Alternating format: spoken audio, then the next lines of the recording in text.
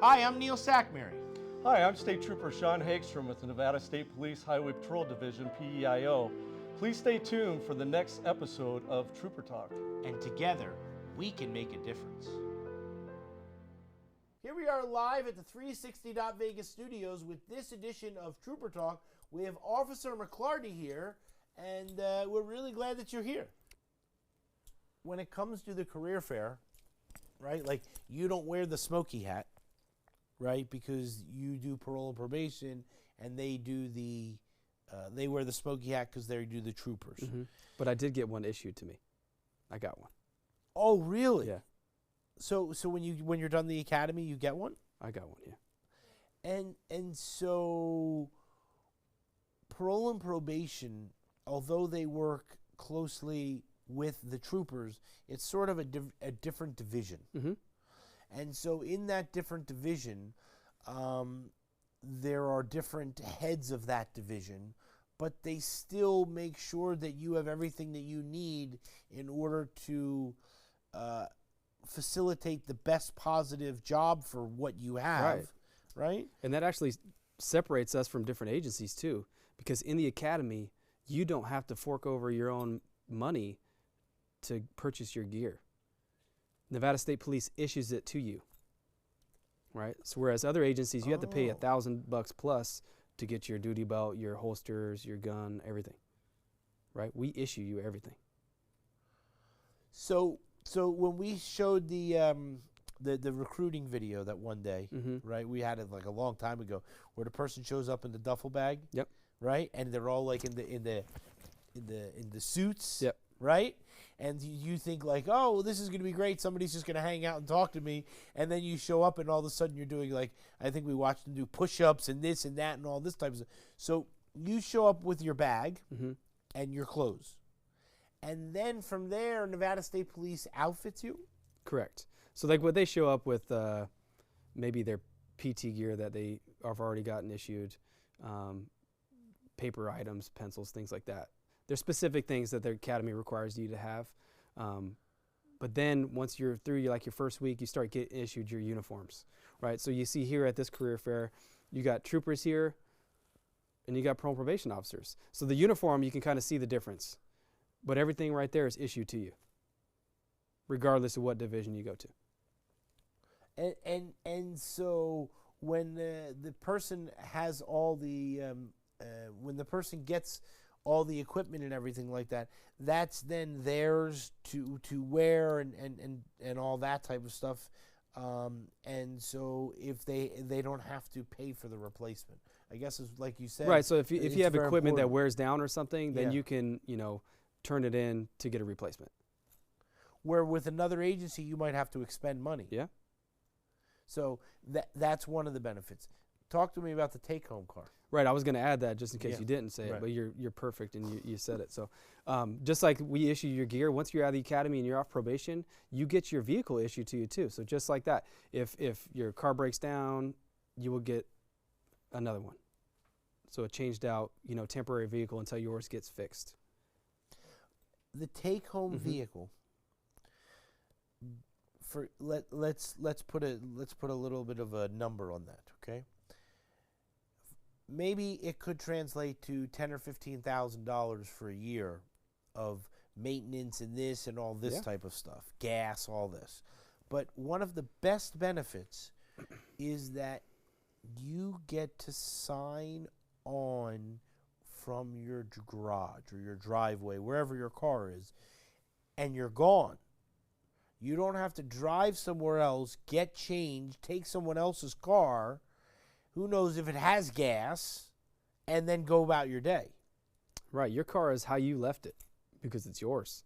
And then like you said, you get to start in your shift. So whereas other agencies have a 10-hour shift, is it really a 10-hour shift? What do you think?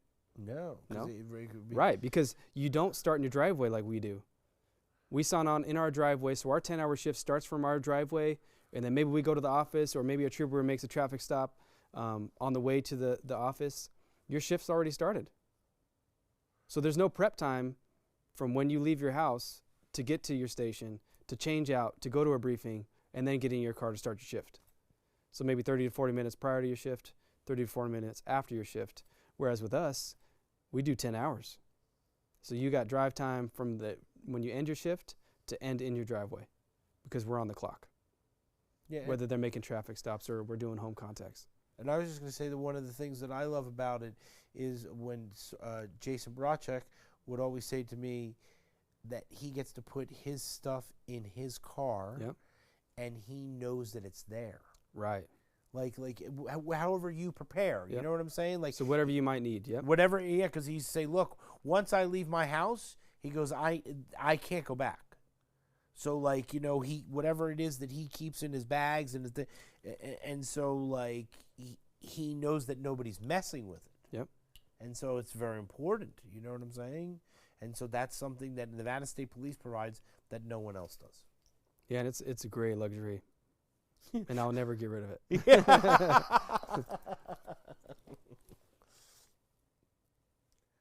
All right, look at this. We are committed to keeping Nevada and our roadways safe. So, when it comes to the Nevada State Police, they are there to patrol the roadways.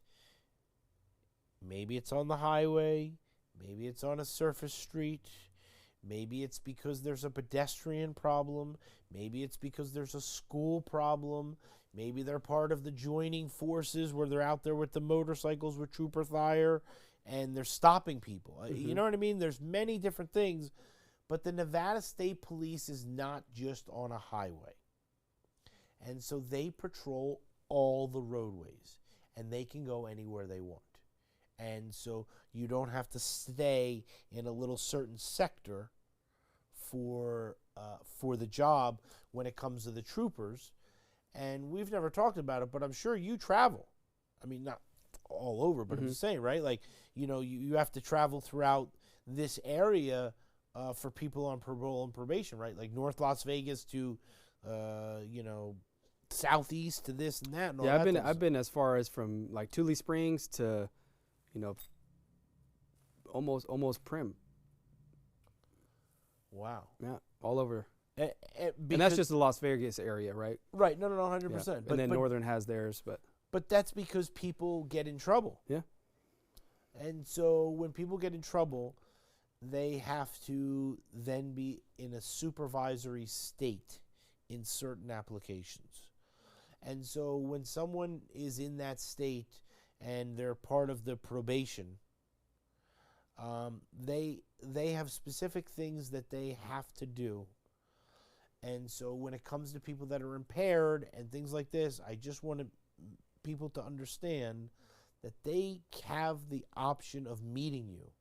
And that although we smile and we laugh and we do all these things here, no one wants to see you on the opposite side where you've upset you because you didn't follow through with the things that you were supposed to do. right. And I wouldn't even use the word upset. I'm not going to get upset. Oh. I'm going to be the same. Because it's not my decision. You know, if somebody was to violate probation or parole, You don't take it personally. I don't. It's not me that did it. It's not against cool. me, really. Okay. There's no personal connection to it. It's their decision that they made, right? I give them the tools, the guidance to get them to a certain point. If they veer off and go somewhere else, then I really have to look at myself to make sure that I did the right thing to try to get them to go the right direction. And if I know that I did, they went the other direction, that's not my fault. So let me ask you that. So with your training and everything that you've done, because that's a positive reset. Mm-hmm. Like that's actually because I don't know how I would be able to do it, because I would take it personally, right? You know what I mean? But when it comes to the position, it's a matter of that's really cool, because that means that you're able to help the next person. Like you can't help everybody, right? Yep. So you know, like is that am I thinking like in that way? Yeah, and I could kind of see the other side of it where somebody might think you're like being disrespected or something, right? But I mean, I have a job to do. And if the tools that I give you, maybe I didn't do it in the right way and I need to correct that, I could look at it that way, but I'm looking at myself, not the person, right? Right. Like, okay. I Yeah, probably 100%. I could have spun that a little bit different, or the wording was bad, so maybe that's why they made a decision, or something like that. But for the most part, we have all these tools that we give an entire toolbox to somebody, and if they don't even open it, why am I going to get upset about that? I did everything that I could to give them all this material, all these things, all these words, all this action that I've given, and if they choose not to do it, my hands are kind of tied. Like I've kind of emptied my own toolbox to try to help you. Right. Right. And so the interesting thing is that when somebody is when they go on to a parole and probation, that you're actually doing those things. Mm-hmm. Right? You're not just putting somebody out there and saying, okay, thank you very much. You're giving them the tools of trying to maybe help them find a different place to live, or a different job, or to help them with their GED, Yep. or some derivative of that. Maybe they didn't finish school, right? Yeah, and sometimes that's a requirement. The judge, if like they haven't finished school, they put that as a requirement for them to get a high school diploma GED. Oh. So that's something like I have to make sure that they enroll in like a continuing education class, study, like they have studying material for you to just take the test for a GED. So as long as they're doing that, those steps to get that, it looks good on that specific condition. And I can actually tell the judge, this specific person enrolled in these classes, he's taking 2 nights a week, where it's study material. He showed me the coursework. He showed me the hours that he's doing, he or she. And they're working towards this high school diploma. So maybe if they're getting towards the end of their probation or parole, and they've actually showed me with proof that they're trying to complete it, they just haven't had it all the way done. And then I can say, hey, you know what? They've been working full time. So it's kind of hard to get night school based on their schedule that they have. And they've showed me that. I can say the positive that they've done. They've taken these classes. This is the amount of hours they put towards this. They actually have their test on this date. And maybe it's on the outside of their probation. So I could recommend, they get an honorable discharge because they're still going to complete it. Yeah, and that's what. And Right. So there's the positivity there. Yeah. Right. Like, you know what I mean? Like you're there to try to help so that you can get that person, no matter what choice they've made, back to a better member of society, so that they don't have to do those type of things anymore to send them back to wherever Right, they were. and those conditions that they're held to, I'm looking for the positive for it. Where there's a high school diploma work, I want them to have it. So for me to say, you know what, this person hasn't even tried to get a job, I have to show what I'm doing to try to get them to move forward to try to find a job. Oh, so that's interesting. So we're held accountable for that too. So if I just say blanket statement of, this individual hasn't done anything to try to get a full-time job, and it's been since, a certain month and year. But then on the other side, what have I done to try to get them to get that job? What materials have I provided them? What resources have I provided them? So that's cool, because most people don't think that you would ever be held accountable. Yeah.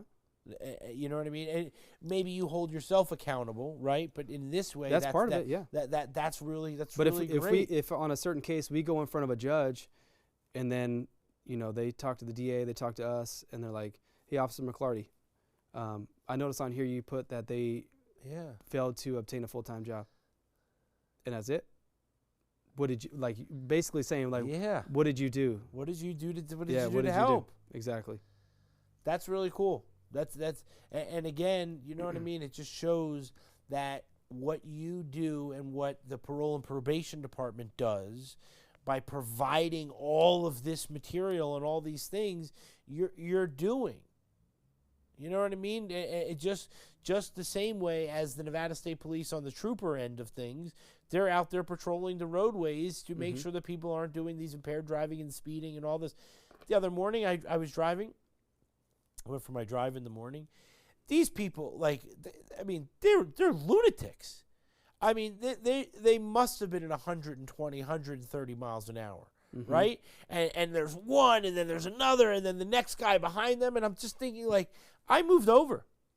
Yeah, just get out of the way. You know what I mean? You people wanted, you know what I mean? I don't even know what to, it was just, so, I don't know. I don't know how I got on that tangent, but it was like these people.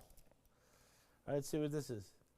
We had a blast hanging out with our community partners, the Vegas Golden Knights at T-Mobile Arena for Law Enforcement Appreciation Night.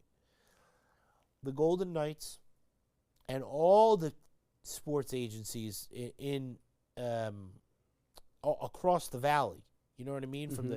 from the basketball, they all love the Nevada State Police. They love all the agencies, Yeah. but they love the Nevada State Police. The Nevada State Police always decorates their cars and does the things and the thing when they win the championships. And they're always there for the buses when they come in. You know what I mean? And so the Nevada State Police is an integral part of the sports family of Las Vegas. And everybody that does anything with sports knows that the Nevada State Police is there, along with all the other agencies. But the Nevada State Police specifically, they really appreciate them. So when I see this, it's fantastic. Right, they're a big part of the community, and not just law enforcement. They're in everything. You know, the Knights, the Aces, the Raiders. They're a part of our community, and it almost seems like more extended family, and that's a really cool thing about Las Vegas. And I never really thought I would ever be a part of that. I never really thought of it like that. But even like the hotels on the Strip, like they're involved. You might not see it, but they are involved. They do a lot with the community, and this is just like a great example of that. Yeah, they donate hotel rooms, you know, to charities and things like this, right? Yeah, definitely. You know, and like there's a lot of things that they do behind the scenes that people don't even realize. But the thing is that there's a lot of businesses that really do step up. And when it comes to the sports organizations, they really do, and they're always giving away tickets, you know, to the law enforcement, you know, or come on the ice, you know what I mean, and all these type of things that it's very important. So we appreciate that they appreciate, you know, everybody. Right, and then even beyond this example on the screen, right? Look where I'm at right now, right? The community partner you are is just a even better example of that. Like I'm sitting here with you. We're talking about it, right? I guess that's true, right? Yeah, Right. yeah, you're right. Yeah, it's very important.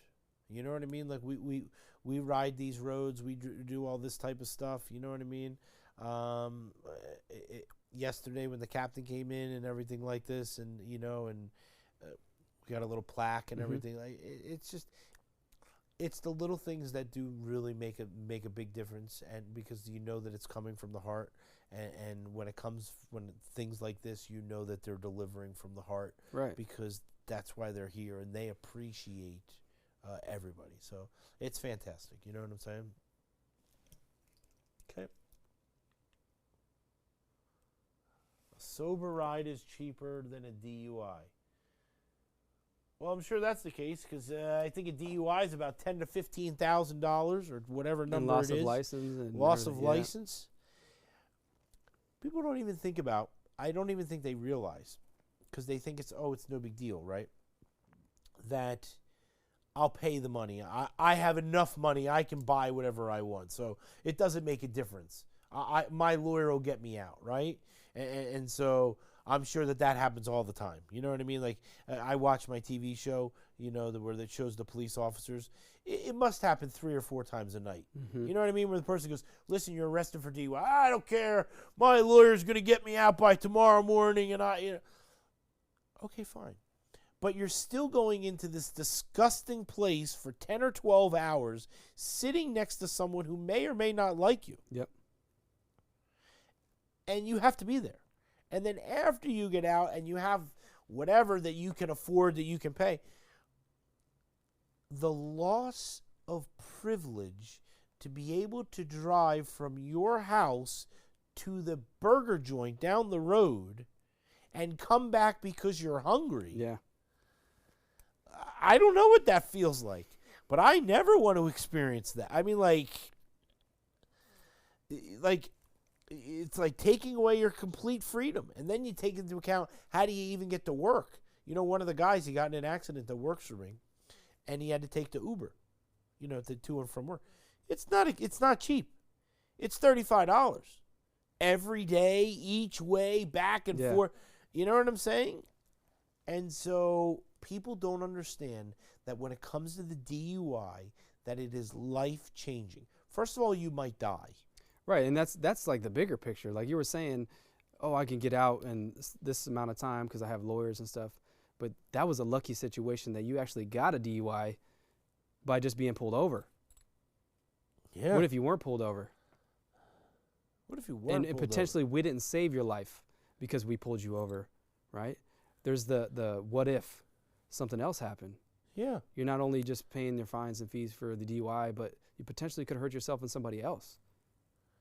I mean, like, and these people need to understand. If they don't care, I keep saying it. If they want to die, they should jump off a bridge, land in a bottle of water. That mindset, they're potentially thinking that they can just do it again, right? I think I forget what the number was. It was like Trooper Wellman told me once. It was like 85 times or some ridiculous number. Like a person drives impaired before they get pulled over or something. Like because they keep like you're saying. I wasn't even thinking that. Oh, I got away with it this time. I'll just do it next week. Yeah. It's too much, and it needs to stop. And these people need to be held accountable for their actions. And it's too easy not to do it. Too Really, easy. Too easy. Right. And it's interesting because I don't know, and I'm not putting words in your mouth, but like, you somebody's on parole or probation and they come to you and the first thing you sit down and you look at their book and you go, oh, you got pulled over for a DUI and you were 3 miles from your house. You couldn't have called an Uber? And I think there's a statistic on that too, where most people actually get pulled over in a certain amount of distance prior to making it home. Yeah, it's like 3 miles or 4 Something, miles or yeah. whatever. You know what I mean? Yeah, it's just like, I don't know. We can keep going on and on with this. Oh. You know what that means? It's break time. That means it's over. Oh.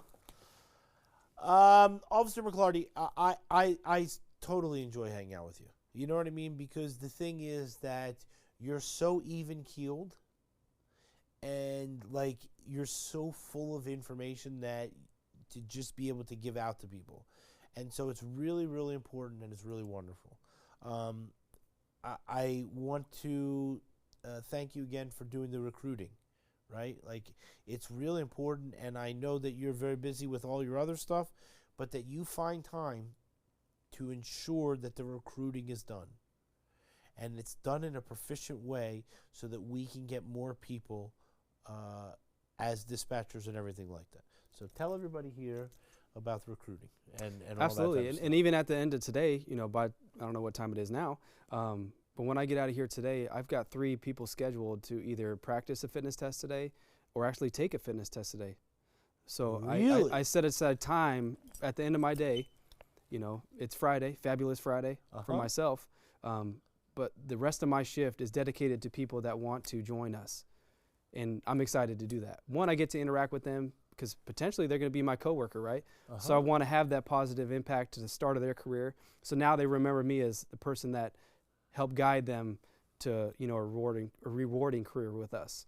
So hopefully I one, help them with the fitness test for those that are practicing, and then 2, hopefully during that test they have the energy and the will to get through it, because it's tough. It's kind of a tough test if you've never taken it before, because you got the emotions, you got maybe the anxiety. It's something that you really want on the other end of it to get this job.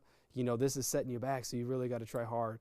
But I'm here to, motivate people, take the time, and not even taking the time out of my day because this is my job, to set aside time for them to hopefully help them with a career. And it's exciting time to be able to be one individual to help many, And here at Nevada State Police, we dedicate ourselves to, one, getting new people and then helping the ones that are already here too. And that's something that you do. No other agency will do that. Like, you're spending time with a one-on-one individual to ensure that they're up to the standards so that they can pass the physical fitness test. Right, and other agencies do it too, but just not in the way that we do it. And I guess that's an I thing. which I don't really like. Yeah, singling no, myself I know, out, you're very but, modest, but it's the truth. But like a though. different agency, they may do group events and it's scheduled, so you either make it or you don't. I haven't done that yet, and I've thought about it. Maybe like a Wednesday, Thursday, or Tuesday, Monday, Tuesday thing. But me, I kind of just I have a calendar. I have different meetings, things that I have to do, events that I do, and then when I have time, I reach out to people that are still on my list of maybe wanting to test, or maybe they failed to test, and I know specifically the area that they missed. I reach out to them and like, hey, I got free time this week. You want to come by, do a workout? And that's the third one. So I said practice test, a real test, and then somebody just come in and work out. And they've actually already passed. She has already passed, and she wants to do a workout that's similar to what's in the academy, because she actually just passed this last weekend. And let me just ask you this before we go. If someone fails, they can retest? Absolutely. So if someone goes there and they can't do the push-ups and they think they can, and you go, okay, I'm sorry, you didn't pass. Yep. Then you give them the opportunity to do that again? Right. It's not held against them. Like, it's not it's kind of a negative thing because they didn't pass, right? And then they have that negative feeling. But we still want you because you put the effort to come out and test. We know that you want that career or that job. We want to help you get there. So if it's 1 or 2 push-ups, we'll get you there. Right. No problem. And that's so the anxiety from the fact of